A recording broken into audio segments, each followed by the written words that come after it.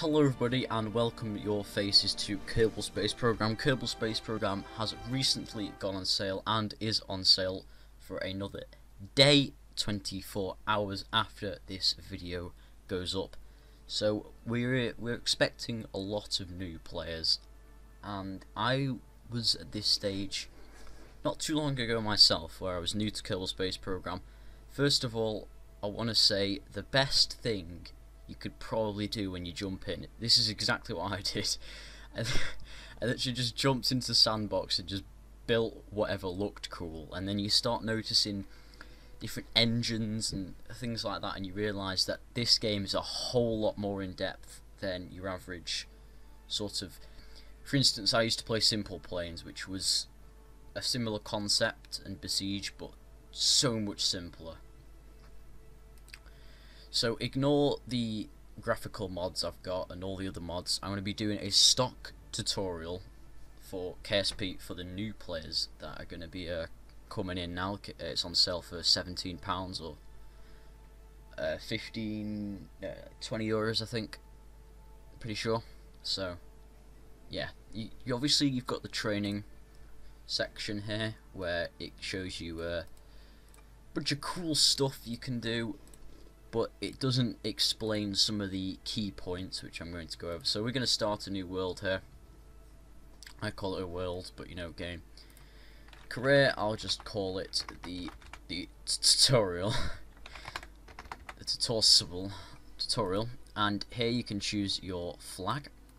You can also import custom flags. I'm going to go with the Slovak flag because that one looks very nice.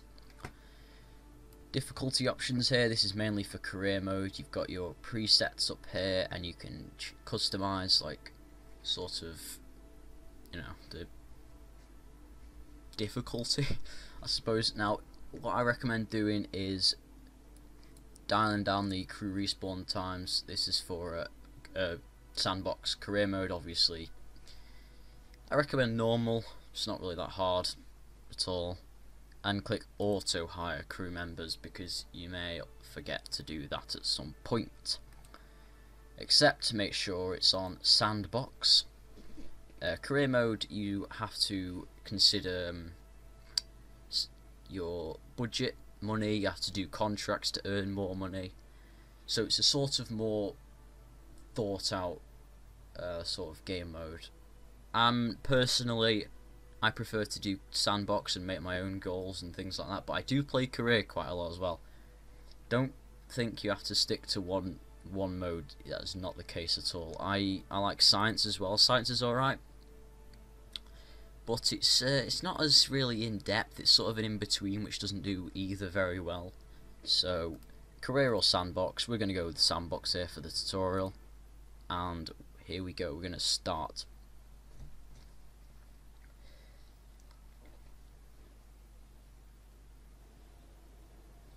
Here we go. So we've got Gene Kerman here giving you a little tutorial of how to look around using the arrow keys. You don't really need to look around at all.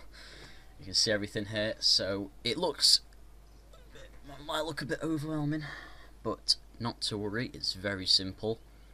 All you need to know for now: this is where you make planes. This is where you make rockets. These two buildings. That's all you need to know. The flat one for planes, the tall one for rockets. That's literally it. If you're in career mode, then you need to know that this is where you get contracts and this is where you research things. But for sandbox, just these two. That's all you need for now. So you probably picked up this game to make rockets, not planes. But you know, that is for planes if you want to do that later on. So we're going to delve into the vehicle assembly building. This is where you make the rockets, where probably everyone goes first. That's where I went first. Now, in career mode, you wouldn't have anywhere near as many parts here. You'd just have the command pod. You'd have to get all these by researching them. But if you're in sandbox, brilliant. You've got all the parts. You start with all the parts. Some of my parts are modded, like these two right here. I will never show modded parts or point them out. So if you can't find a part, it's modded. I have mods because it makes the gameplay more in depth later on. You can get them the mods that I recommend getting right off the bat, you want to download CKAN, that's CKNAN. That is like an auto mod installer. It's brilliant. And get Kerbal Engineer, and you want to get Trajectories. They're the two basic mods, really. But Kerbal Engineer is the main one, because that's what I'm going to be showing you a lot here. You don't need it, but it helps a lot. So let's get a command pod here. Slap a fuel tank onto it. And an engine. It really doesn't matter. Now you'll notice this green thing up here has popped up. This is Kerbal Engineer. It shows you your Delta V. Think of Delta V as space currency. Basically, you spend Delta V and you buy tickets to planets, for instance. So to get to orbit, you need around, give or take, 3,500 meters per second of Delta V. That's shown here. Obviously, adding more fuel will make your Delta V go up, but your thrust to weight might go down, so you won't be able to take off. So you have to add more engines. More engines means more fuel. More fuel, more engines, all that. That is the snowball. That is rocket science. But if you keep your crafts simple and do a sort of a trial and error kind of approach to the game, you'll very quickly understand how you can improve and tweak your Delta V. So this will get us off the ground here. This is the thrust to weight, 3.2. So it will easily take off. You can also click here to change which body. So if you're designing, say, a lander for the moon, or Mun in this case, then you can click on that and it will tell you how it will fare on the moon. So we're going to go back to Kerbin, because that's where we're going to be starting here. And we're going to take the normal command pod. This can seat one Kerbal. We go to crew. If you did what we did before, it should automatically put a crew, a pilot in there, hopefully. So, first of all, you probably just want to take off. So, I would recommend building something cool. All you really need to know is that the fuel tanks are here. There are three main different sizes. You've got the little ones. I only know the name of one size. Little ones, then you've got the Rockomax size, and then the Kerbodyne size, which are enormous. So for the Mark 1 command pod, you can just slap a fuel tank on there. I'm going to move it up a little bit because it looks a little on the ugly side with the little indent. Then you've got your parachutes. All these are little, except these three here, ignore them three. All these three are different subsections where they contain the various different types of parts. So for this episode we're going to focus on, obviously I've covered the basics. Now we're going to try and get off the ground. Also leave any questions you have in the comments, I'll do my best to answer them, helping out the new players. So we're going to start off with a craft. You can follow my crafts to do what I do, but I would always recommend trying to build your own, because then you learn how they work. So basically I've just take a fuel tank, slap an engine on it and get experimenting. So we're going to use the swivel engine because it has what's known as gimbal, which means the nozzle can rotate and fire in slightly different directions, which can help with stability. And that gives us 2,700 meters per second of Delta V, which is a fair amount considering how small it is. Not quite enough for orbit, but a fair amount nonetheless. Now, Kerbal Space Program has another layer of complexity where it has aerodynamics. You can actually see these in game, like the effects, if you press F12, which on Steam will also take a screenshot, but you can disable that, and it will show what area is causing drag perhaps or lift on your spacecraft. So if we launched this, it would be very unstable. So for example, we're going to launch it. Obviously you can name your craft, you can save it, open your crafts, which are like depend on the world. So if you make a craft on a world and you make a new world, you'll have a separate set of crafts. Also, if you stock crafts, you can mess around with them, but I really recommend you just make your own. So at the start there, it does its little bounce and a little bit of a wobble. So usually you want to have launch arms, which we'll talk about either next episode or later on. We'll see how far we get here. So this is the launch pad. This is where all your rockets will launch. I'm sure there'll also be many explosions. Definitely in my case there were. And if you hit it too hard, it will blow up. In career mode, your first launch pad will just be a little dot, little patch of dirt on the ground. But we obviously have the max because we are in sandbox mode. So when you take off, you want to go that way because that will put you on a equatorial orbit, which is the best for transfers and such to different planets. It's just a good habit to get into, to go that way. But you can also go that way for polar orbits. But another benefit of going east is that you get a little boost. You can do your gravity turn, and because Kerbin rotates that way, you'll actually... Kerbin is like the planet we're on, sort of like Earth, but with a lot less gravity. And it will boost you into orbit. Instead of fighting the gravity, you can use it. Keep in mind, this meter here is from sea level, so just keep that in mind. This one here is more accurate.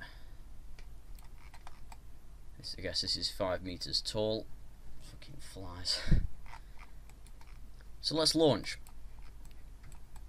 What you need to know is that shift, and left control, you can see here my throttle, that changes your throttle. Then Z and X give max and minimal thrust.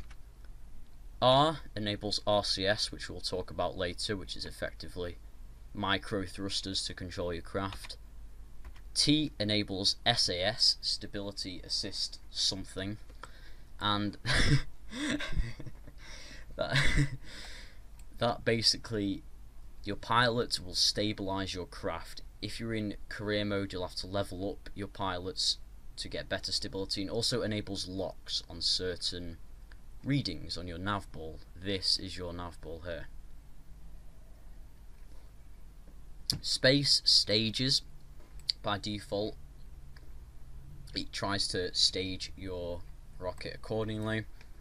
Stage 0 will fire first, going up. Say if you do 0 to 10, 10 would stage last, 0 to stage first. You can do plus, minus, drag things around, but I recommend doing them in the assembly bay because then they'll save instead of having to constantly redo them on the launch pad. If I'm going over anything too quick, let me know in the comments and I will definitely try and help you. But for now, we're going to press space, which will activate our rocket, and we will lift off. And I'll show you why this is a bad rocket. Here we go. So it's pretty good here. We're just ascending here. I can change my throttle with control and shift. And you see a little green fella has appeared on our nav ball. That is what's known as the velocity vector. The velocity vector is not where you're pointing. Pardon me. Velocity vector is where your momentum is taking you. So say if I cut my throttle and point to the left, it doesn't move because I'm still going up. For instance, you can toggle prograde hold, and that will try, my pilot is going to try and point it to prograde. That is retrograde, that is the opposite of prograde, so where you're going away from. If we enable my engine slightly here, that will gimbal, as you can see, take us to the prograde. Now the prograde has moved because we are creating drag, so we want to do full thrust again. I'm going to try and pull up here. As you can see, we are not very stable, so I'm just going to keep on the prograde. And we are in fact going the totally wrong way, but it doesn't matter, just for this explanation. Now we are experiencing heating effects, because in the atmosphere you are not allowed to go above 1,000 meters per second or you experience heating. Heating will damage your craft if you don't have a heat shield, and things will have a tendency to spontaneously disassemble, as people who play Kerbal Space Program like to say, or basically explode. This is bad because we want to keep our crafts and such, and yeah. So I'm in space. I'm in space right now somehow. I don't know how I got up here, but basically past 35 kilometers the skybox will open and you'll be able to see the stars, but you won't be out of the atmosphere. The atmosphere of Kerbin extends all the way to 70 kilometers. Our apoapsis is our maximum height, and our periapsis is our minimum height. You need to know those for orbits. So our apoapsis, is over 70,000 kilometers, which means briefly we will be out of Kerbin's atmosphere and experience microgravity. Now, in real life, if you go to orbit, eventually your orbit will decay. That's why the ISS, for instance, has to boost its orbit back every few weeks. It's quite frequent. So yeah, but that does not happen in this. Once you pass 70 kilometers, if you put something in orbit, it will stay in orbit forever unless you deorbit it. That's why space junk in this game is quite a big problem. I've never had space junk collide with any of my satellites, for instance, or whatever, but it could happen, I suppose. So try and take care of your space junk. I will show you how to do that later on. So we are out of the atmosphere. If you press M, this funky little blue line shows up. This red bit is my trajectories mod. The red is when you're inside the atmosphere. See, our apoapsis got a little marker there, so our highest height was 71,000 kilometers. Now we're going to begin to fall back to Kerbin and experience some re-entry effects, I'm sure. So we're going to point retrograde here.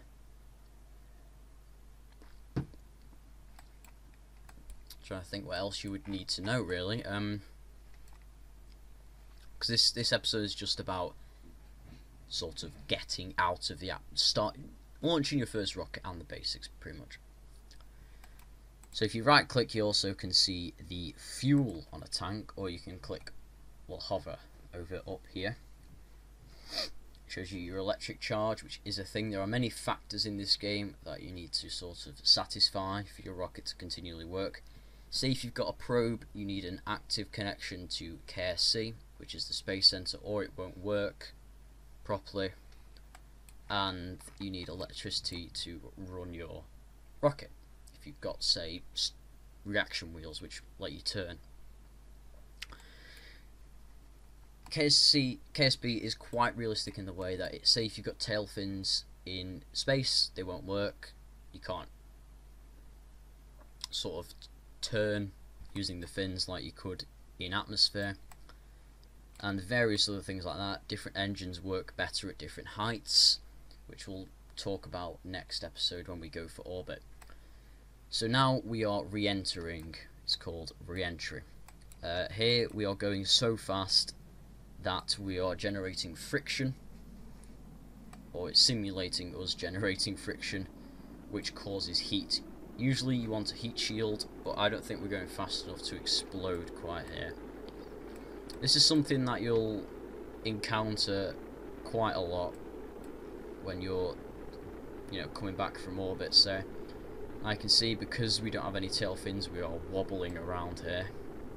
We are not very stable, but we're small enough that it doesn't really matter.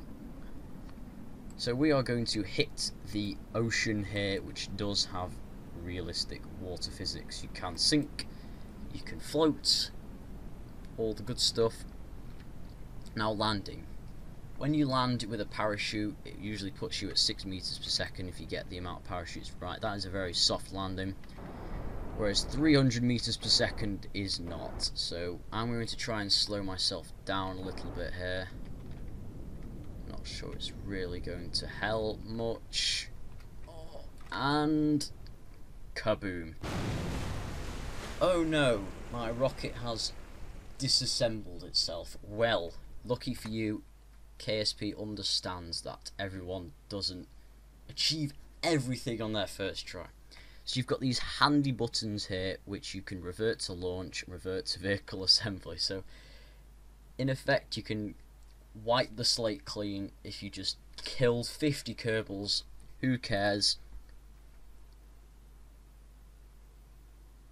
Wait for it. You gotta wait for it. Ka-chow, they're back alive. So, oh Jesus, that was a little bounce there, wasn't it? What is it? Whoa. That is why you want launch arms. So next episode we'll talk more about things like RCS, reaction wheels, electricity, and mainly going for orbit.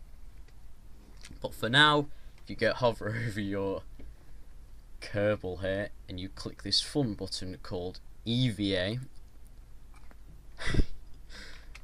you get to control your Kerbals and you can walk them around and run. This is called Jebediah. He's an orange coat, one of 4 in the game. Jeb, Bill, Bob and Val. They're the main Kerbals who are the best Kerbals most of the time in career mode because you use them the most. Good old Jebediah here is a pilot and he's a very jolly one. So I will leave you with Jeb. Thanks for watching everyone. I hope you enjoy your time on KSP. Leave any question you have down below. I don't care how stupid you may think it will be. If you need it genuinely answering, definitely go ahead and ask it and I will answer it to the best of my abilities. Or you can go on the Steam forums. I'm quite active on this, as are many other how should I call it, more people with lots of hours on KSP. Au revoir. Was following the pack, all swallowed in their coats, the scarves of